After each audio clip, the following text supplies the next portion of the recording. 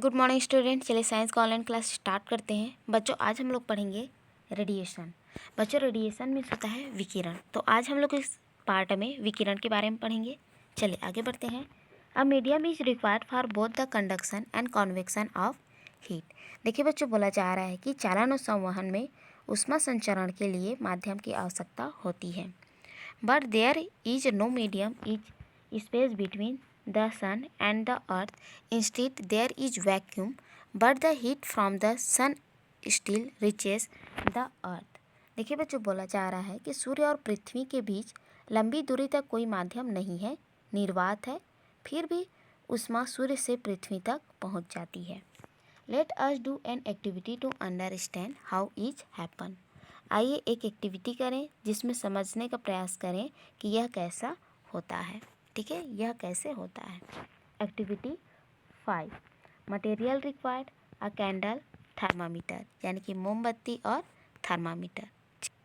Note the temperature of air using the thermometer. देखिए बच्चों, बोला जा रहा है कि थर्मामीटर सहायता से वायु का ताप नोट करें।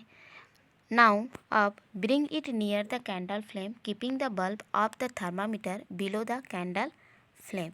बोला जा रहा है कि अब उसे इस प्रकार रखिए कि उसका बल्ब जलती हुई मोमबत्ती की लौ के पास पहुँचे, लौ के पास है ना, परंतु नीचे रहे। ठीक है बच्चों, बोला गया है कि बिलो द कैंडल फ्लेम, लेकिन लौ के पास रखें परंतु नीचे रहे। ठीक है, जैसे कि चित्र 8.7 में बताया गया है। आगे देखते हैं। Note the temperature again. ठीक है, यानी कि फिर से थर्मामीटर का पाठ्यांक नोट करें।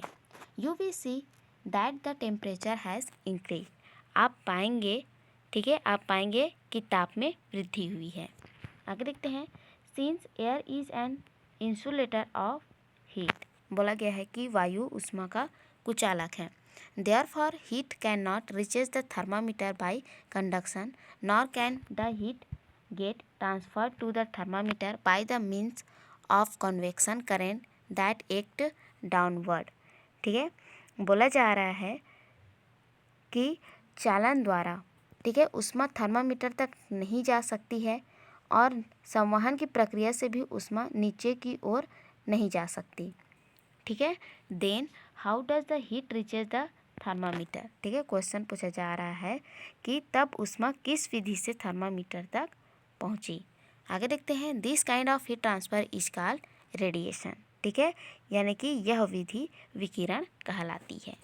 आगे देखते हैं। Radiation is heat transfer for which no medium is required. देखिए बच्चों, बोला जा रहा है कि रेडिएशन यानी कि विकिरण, ठीक है, is heat transfer for which no medium is required. ठीक है, यानी कि विकिरण ऐसी प्रक्रिया है जिसमें हीट ट्रांसफर के लिए यानी कि ऊष्मा संचरण के लिए किसी माध्यम की आवश्यकता नहीं होती। आगे देखते हैं। The heat observe by the body being heated through radiation depend on the distance between the body and the source of heat.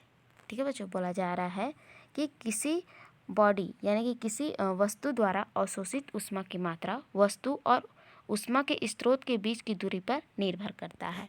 The larger the distance less than heat will reaches the body. यानी कि दूरी जितना अधिक होगा वस्तु तक ऊष्मा उतना ही कम पहुँचेगा। ठीक है, आगे देखते हैं। Planet that are farther away from the sun compare to the earth receive less heat and are cold. ठीक है, बोला जा रहा है कि वे ग्रह जो सूर्य से पृथ्वी की तुलना में अधिक दूरी पर हैं कम ऊष्मा पहुंचने के कारण ठंडे रहते हैं। आगे देखते हैं। All hot bodies solid liquid और गैस रेडिएट हीट। ठीक है, बोला जा रहा है कि सभी गर्म वस्तुएं चाहे ठोस हो या द्रव या गैस हो ऊष्मा का उत्सर्जन करते हैं।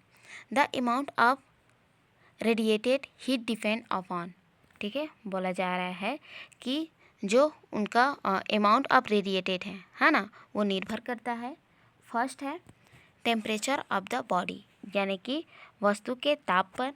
नेक्स्ट है कलर ऑफ द बॉडी और the nature of the surface of the body, rough और स्मूथ।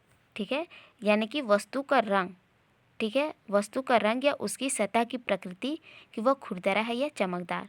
ठीक है, यहाँ पर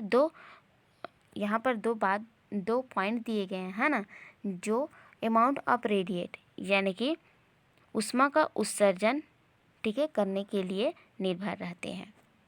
आगे देखते हैं, let us do two activity to understand this.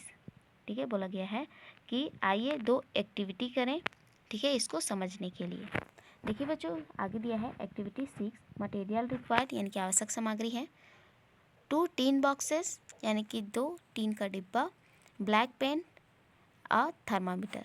ठीक है, और ब्लैक पेन यानी कि काला रंग और थर्मामीटर। चलिए आगे बढ़ते हैं। Take 2 boxes of the same shape and size that are sealed tightly. देखिए बच्चों, बोला जा रहा है कि एक ही आकार के टीन के 2 डिब्बे लीजिए जिसके ढक्कन उनमें कसकर लगे हों।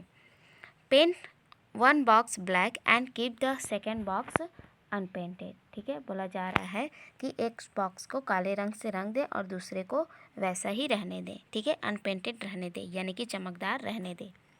Make a hole in each box to fix the thermometer in it. ठीक है, बोला जा रहा है कि दोनों डिब्बों में, ठीक है, दोनों डिब्बों के ढक्कन में थर्मामीटर डालने के लिए एक एक होल करें यानी कि छेद करें। Now fill this boxes with the same amount of boiled water in them. ठीक है, अब दोनों में सेम अमाउंट का बॉइल्ड वाटर डालें यानी कि गर्म पानी, है ना, खौलता पानी डालें। Read the temperature on the thermometer place in each box. ठीक है, बोला जा रहा है कि थर्मामीटर द्वारा दोनों डिब्बों के पानी का ताप नोट करें। आफ्टर 10 मिनट यानी कि 10 मिनट बाद again read the temperature of the 2 boxes. ठीक है, यानी कि 10 मिनट बाद, ठीक है बच्चों, पुनः दोनों बॉक्स को, ठीक है, दोनों बॉक्स के ताप को थर्मामीटर से नोट करें।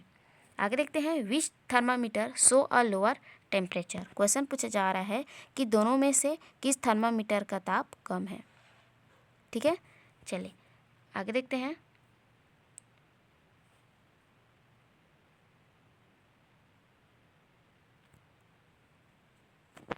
You will see that the temperature of the water in the box painted black is lower than the temperature of the water in the unpainted box. This is because, देखिए बच्चों, बोला जा रहा है कि you will see, आप देखेंगे कि काले डिब्बे में रखे पानी का ताप चमकदार डिब्बे वाले पानी के ताप से कम है।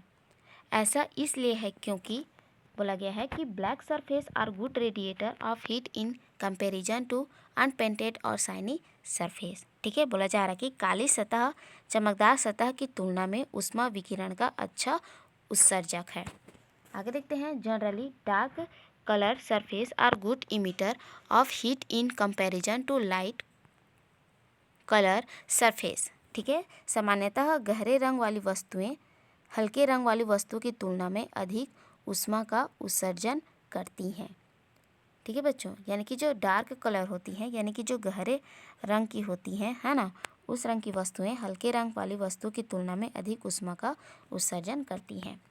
Let us do an activity related to the absorption of heat. बोला जा रहा है कि आइए ऊष्मा अवशोषण से संबंधित एक क्रियाकलाप करें।